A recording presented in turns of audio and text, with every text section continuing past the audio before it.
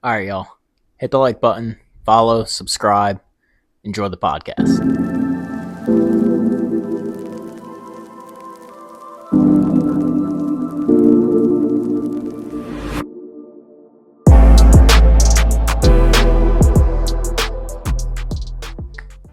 All right, y'all. Welcome back to another episode of Shooting Part Podcast. Got a couple of events this past week. PGA, Live. No TGL, no LPGA this past weekend. But we have a lot of TGL coming up this week, starting today. From 1 to 7 they're playing, and then they'll have another match tomorrow. Upcoming weekend we'll have a PGA and LPGA event, so I'll get into those as well. But we'll just go ahead. We'll start with last week's events.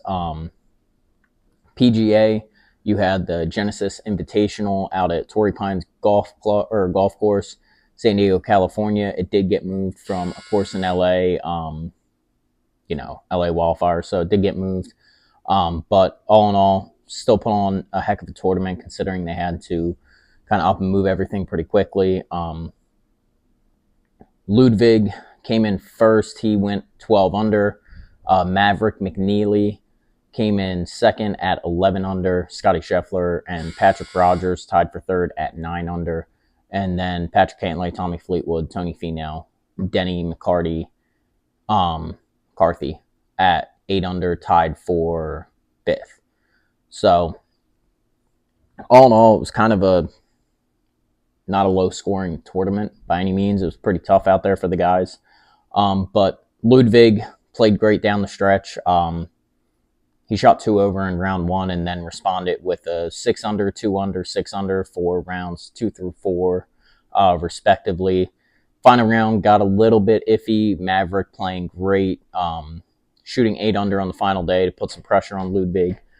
But Ludvig went 2 under on the front 9. He had 4 birdies, 2 bogeys out there on that front 9 before finishing 4 under on the back, including a clutch birdie on 18 to seal the victory. Played well. It was great to see Ludvig out there. He's obviously, I have him as a major winner this year. That was one of my future bets with him. So I won't be shocked if, this isn't the last time that you see him in the winner's circle there. Maverick, like I said, shot 8 under to push Ludvig to the end. He shot a 6 under through the front 9, and then he got as low as 9 under before stumbling on hole 14 with a birdie, and then he parred out from 15 to 18. So he put a lot of pressure on Ludvig, actually, with that front 9 just absolutely tearing it up, going 6 under. And then even the first 4 holes, he got to 3 under on the back before stumbling a little bit. But played really well. Scotty shot 6 under, jumping 5 spots to tie for third, getting him a top 5 finish this weekend, which was good for him. He's been around the top, but he hasn't won an event yet, which is kind of shocking. Obviously, with how well he played and being the world number 1, you expect him to be near the top, and I expect him to win an event by now. But, he was coming back from that hand surgery that he had to have because of that Christmas Day accident that he had. So, it looks like he's starting to heat up a little bit. For Ludvig, it's his first win of the season as well. Came in a signature event, which will jump him basically from 22nd to 1st in the FedEx Cup standings. Not official, but I'm like 99% sure that's what it's going to be. So he'll be jumping up there with all the FedEx Cup points that he just got from this signature event. So it was great for him. Obviously, the FedEx Cup points are important. Early on in the season, you normally see some random people near the top here. I know Sepp Straka was in first for a while, but he didn't even make the cut this weekend. I don't even know if he played in the event. I didn't even see his name, so he got no points from that. He'll drop down to third now in FedEx Cup points. But outside of that, we did have Live this past weekend, Live Adelaide. It was the Grange Golf Club in Australia. Joaquin Niemann took the win at 13 under. Carlos Ortiz, Abraham Answer tied for second at 10 under, and then David Puig with 9 under in fourth, Richard Bland at 8 under in fifth. Joaquin played well, but his team couldn't get the win. Fireballs GC took the win in the team event at 21 under. Legion at 15 under in second. Torque, Joaquin Neiman's team, was 13 under in third. Crushers came in fourth at 12 under, and then High Flyers, 4/8s, Majestics all tied for fifth at 9 under. So High Flyers being in fifth, good for them. Haven't seen that often. Was a little bit shocked the Aussies struggled down there, which, considering last season was basically the season of home cooking. Basically every team, if they played in Australia, they won. When they played in Spain, all the Spanish guys, that team won. I believe that's Fireballs. So it was a little bit shocking to see them struggle as much as they did. They ended up 9th in the team event, and Mark Leishman at 3 under, tied for 21st, was the best finish on the team for individuals. So it was a big struggle, but Joaquin Neiman wins the event, 13 under. Not shocking at all, to be honest with you, as he is kind of always towards the top of the leaderboards in Live. He's one of the better players in that league and everything. I will say, though, Munoz and Pereira on his team really let down Neiman and Ortiz. Two best players in this tournament were on the same team, and they only got third in the team event. So those two guys really let down the team there. But Joaquin, Carlos Ortiz carried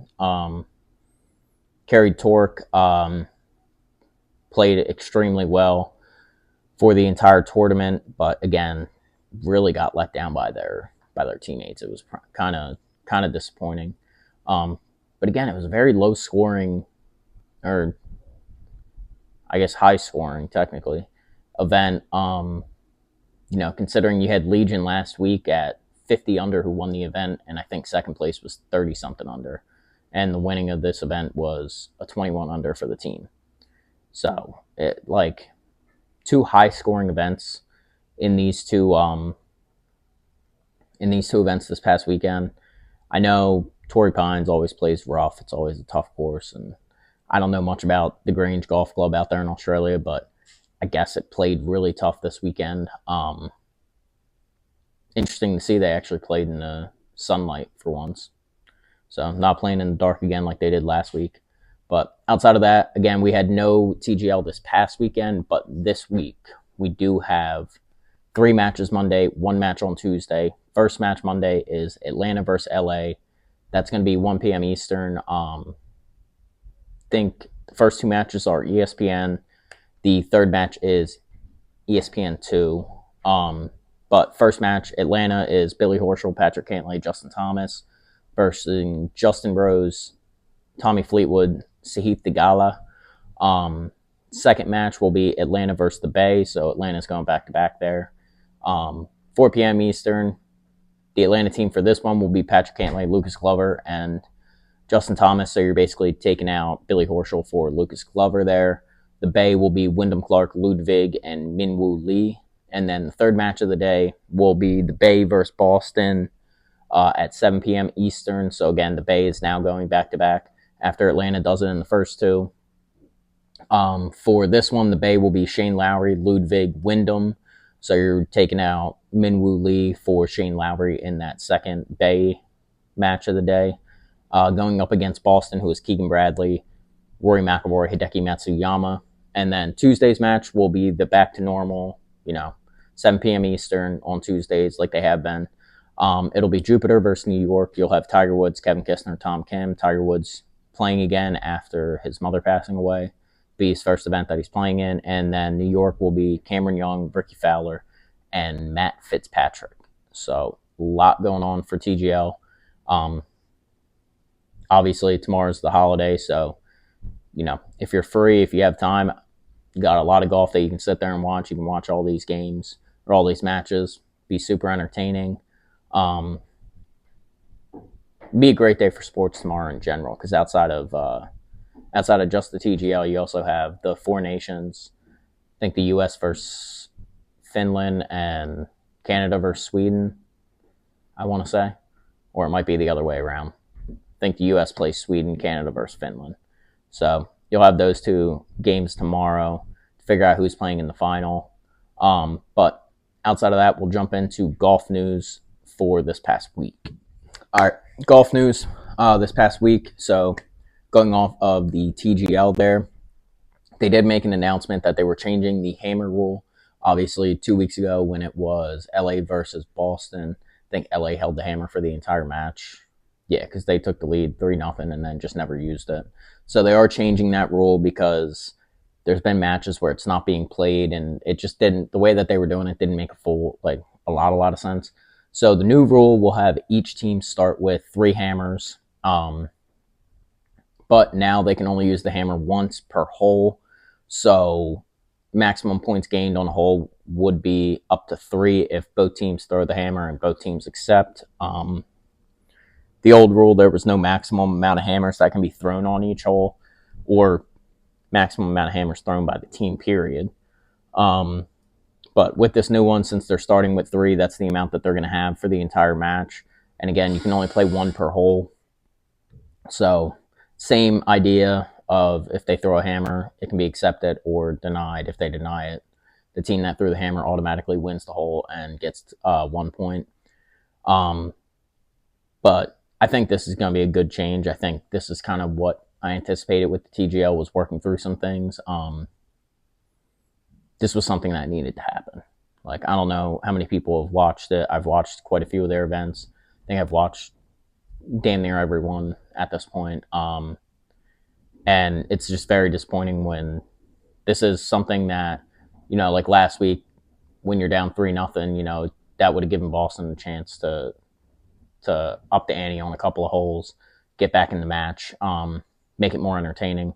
So I think that's what's going to end up happening is, now that each team has 3, just because you go down 3-0 or if you go down a couple of holes there, it's not going to matter as much. You're going to be able to now utilize the hammer and actually, the teams that are down actually be able to put some pressure on those teams that are in front instead of kind of just cruising. Because I think every team that won the first hole of the match won the match. So, like, basically, if you took the lead, you never lost it again. So it was kind of boring in that sense. So this should make it a little bit more entertaining. So hopefully that'll happen.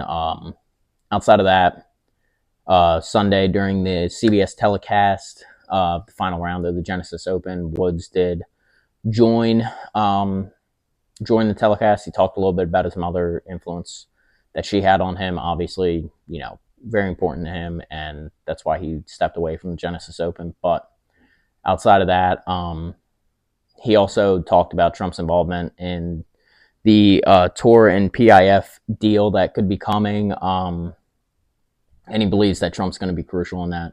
Obviously, Trump has some sort of working with the PIF and with the Saudis 2 years ago for Live.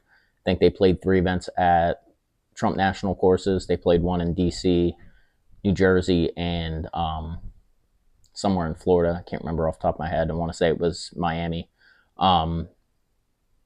So, he's going to be very important. He has those influences on that. For a quote from Tiger, he said he thinks that they're in a positive place, or I'm just going to read the quote directly.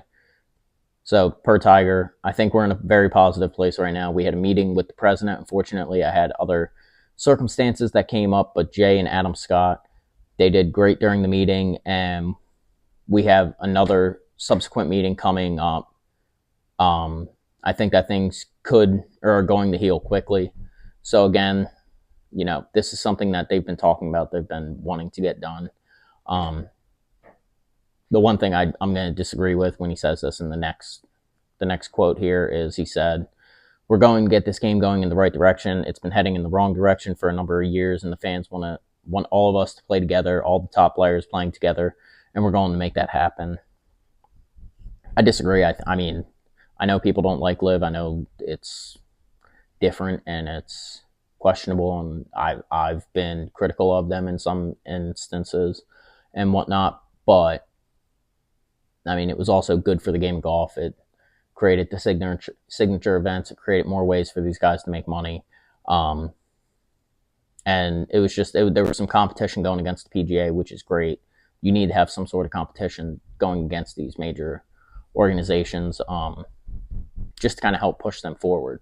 Because PGA hadn't changed in however many years. They weren't going to change. They had no intention of it. And now all of a sudden, this is kind of creating something to kind of push that change. I think with Woods being involved in this and being involved with the TGL and everything, I think the next thing that I believe he should do, and I think him, Rory, and whoever else is the managing partners of the TGL, I think they should make a TGL Women's League.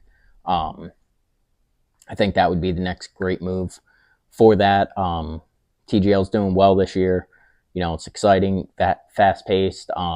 Younger generations, they're not going to sit there and watch a tournament for 4 days from 7 a.m. to 3 or 4 p.m., So, and I think, I can't remember who it was, but I want to say it was Theo Epstein, former GM of the Red Sox, the Cubs, and the Oakland Athletics.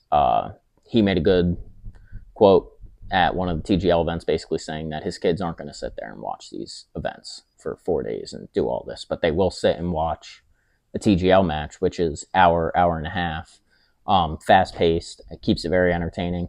It's a good way to get the younger generations involved and get them excited about golf, and then as they get older, they mature a little bit, and hopefully their attention spans last a little bit longer to where they can watch these other matches or these other events that are 4 days, But, yeah, it's exciting to see. Hopefully, they can get this deal done with the tour and the PIF. Cool thing also for Liv, I forgot to write this down, but I remember reading it. Cool thing for Liv, the Open Championship, the one out in Britain, is basically giving Liv an opportunity for their players to earn their way into that event. So there's a way for them to take the golf rankings in Liv and use that to give guys an automatic bid into the Open Championship out there, which was great. That's exactly what I've been saying. I want it to happen. I wanted them to figure out some sort of way so that, these Liv events actually mean something instead of them just kind of just being there and they just kind of happen. Like, make them mean something. Make them mean that, if you win and you earn enough points and you do this or that you can earn your way into these major events. So the Open Championship is the first major to do that. I anticipate, if it goes well, if it works out, if there's a way that they can do it, that I could see all the other major events doing that. But that's all the golf news I got for you guys this week. I'm sure a lot more will come out, Tuesday. That's normally when it comes out. Obviously, I had to shoot this a little bit earlier because of the TGL happening with 3 events on Monday. I wanted to make sure I got it in before that. So all the golf news, but anything else that's big or important, I'll make sure to make a video, post it on Instagram, TikTok, all the social medias and whatnot. All right, upcoming events now. So upcoming events, we got PGA Mexico Open at Vedante World, Vallarta, Mexico, west coast of Mexico. I've actually been there. Beautiful place. LPGA, you got the Honda LPGA Thailand Siam Country Club, Old Course, Thailand. And then, obviously, like I said, TGL Monday night, Atlanta versus LA, 1 p.m., Atlanta versus the Bay, 4 p.m., the Bay versus Boston, 7 p.m., and then Tuesday, Jupiter versus New York, 7 p.m. All of those are Eastern times. With last week. So last week's events, Ludvig, top 5. Hit on that one. Should have taken him as a winner there. And then I had a hole-in-one at the Liv event, which hit within the first hour of the event opening, which was great for me. So both of those hit, both winners, which is great. Again, with me doing this early, I don't have lines for some of these events that are coming up. Excuse me. So Akshay Bhatia I took for the win. I couldn't find anything that was a top 5, top 10. So I'm just taking him for the win. Plus 220 or 2200. I'm taking Gabriella Ruffles in the LPGA at top 10 finish. There's no lines out there for the LPGA right now. So I don't know what the line is for that, but I'm taking her as a top 10 finish. I think this is her event to kind of get back on track. And then for the TGL, first match, Atlanta versus LA, taking LA at plus 110. Second match, Atlanta versus the Bay. I'm taking Atlanta at minus 138. Third match, the Bay versus Boston. I'm taking Boston at minus 138. I think Boston goes out and gets their first win of the league. They've been so close, and I think this is their chance to finally go out and get that first win. And then on Tuesday, I'm taking Jupiter over New York. I don't know why I was able to find the line for those other three. I could find no line for this Jupiter versus New York. So I'm taking Jupiter. I don't know what the line is. I'm assuming they're going to be favored considering New York has been terrible the entire time, or every time they've played in the SoFi Center. So I'm taking Jupiter. But yeah, that's all I got for you guys this week. A little bit quick, only 2 events the past week and not as much golf news going on. It's more of I wanted to get this out with all the TGL events happening and obviously the holiday tomorrow, so everyone's going to be able to watch those events. But yeah, outside of that, with the day off tomorrow, go out, watch some golf, play some golf if it's nice out. I know it sucks up in the Northeast right now, but down in the South, it's nice and warm. Get out, play a little bit of golf, and watch some TGL. Outside of that, see you guys next week.